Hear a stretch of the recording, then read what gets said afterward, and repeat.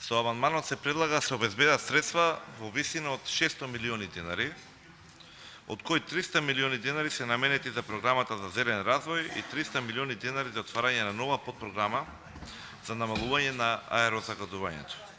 Во самата програма на владата за период 2022-2024 година се вели дека владата ќе планира и води процеси кои подразбираат од една страна заштита на природата и природните ресурси од загадување и намалување на климатските промени, а од друга страна развој на државата преку постојано вложување во зелена економија и креирање на зелени работни места. Како планира владата да ги спроведе планираните чекори за заштита на животна средина, зелен и одржлив развој, доколку не планира да одвои доволно средства во буџетот за 2023 година? Ја од тука ќе продолжам, таму кај што завршува наративниот дел од образложението во амандманот. И навистина, како планира владата? Ако е нешто оваа година што фрапира, тоа е токму буџетот во делот на зелен развој и аерозагадување. Доколку некој од колегите не го видел, ако виделе добро, ќе во разделот C4 и C5 ќе видиме намалување во програмата за намалување на аерозагадувањето од 94%, а ка зелениот развој од 100%. Дали е тоа принципиелно на она што се залагаат, или дали само како и за другите работи ќе се укаже ние ќе нешто или сакаме нешто да направиме, а во практика парите се одлеваат на сосема друго место. 1 милиарда е помалку предвидено околу што е преходно и колку што се реалните потреби во развојот на една здрава животна средина. Повторно ќе укажеме во услови на енергетска и топлинска криза, каде што знаеме дека првото на кое што ќе се свртат граѓаните е да најдат начин како да се премине или преживее зимата. Дали нашите загрижености, дали нашиот однос, општо, не само тука во собранието, и меѓу експертите, и во секојдневието, не се укажува дека ќе имаме масовна злоупотреба на неконвенционални извори за затоплување, претежно дали се тоа дрва, паркети, гуми, лакови и така натаму. И нормално тоа владата не интересира, бидејќи не се мери.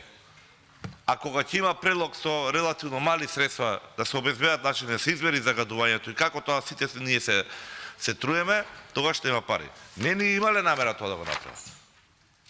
Ако се вратиме наназад годините, истата приказа имавме и лани и полани.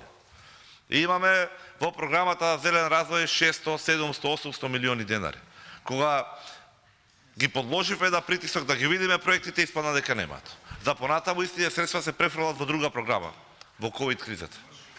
Ковидот одамна е позади нас, 270% изголемување на средствата оваа година, но за животна средина нема. Ја министерот можеби не го видов во првите редови кога беа протестите за загаден воздух, но затоа видов многу другите колеги.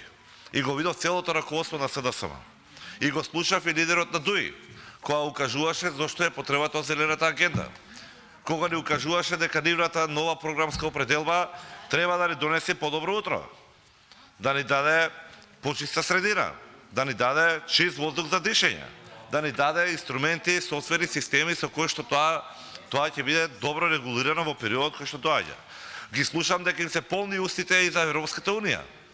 Истата таа Европска унија кај што нормата е 4% од буџетот годишно за животна средина, аерозагадување, зелени програми, а истото ги гледам овдека дека со половина уста се укажува дека драстичното намалување на средствата на ниво на 0,5% од сегашниот буџет е тоа нормална работа. Не, господа, тоа е лицемерие.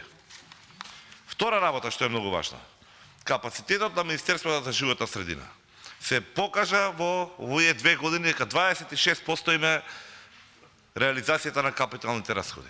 Прашањето е веќе некојаш ние во дилема да дојме дали да се избориме за дополнителни средства за стават на зелената програма и ако ги направиме дали воопшто вреди бејќи тие не реализирале ништо. Ќе видиме за еден друг амандман понатаму.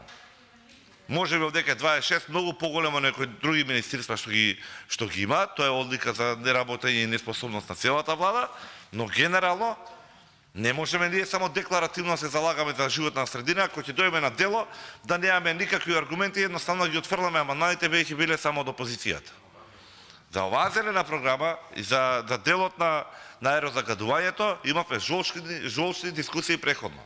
Прво, дека имало средства, дека тие ќе биле реализирани, дека имало многу добри проекти, со нив ќе биле задоволени сите потреби на граѓаните, за тоа да видиме дека една година подоцна нема ништо. Нема ниту средства, ниту проекти, ниту реализација. Оваа година не се ни замараат да предвидат средства. Не се ни замараат. Не сте ние тие кои што треба да излезат пред граѓаните и да се правда што ветиле, а што направиле. Си имаме власт за тоа, но од друга страна, ние се тие, ако веќе се заложиме за една работа, тоа не станува постулат. И ако нешто се заложиме, тоа ќе го истераме до крај. Така да и овие наши заложби не се без основа. Исто како што беше и да преходните амандмани, во првата прилика која ќе можеме да бидеме во состојба да ги реализираме, ќе ги реализираме.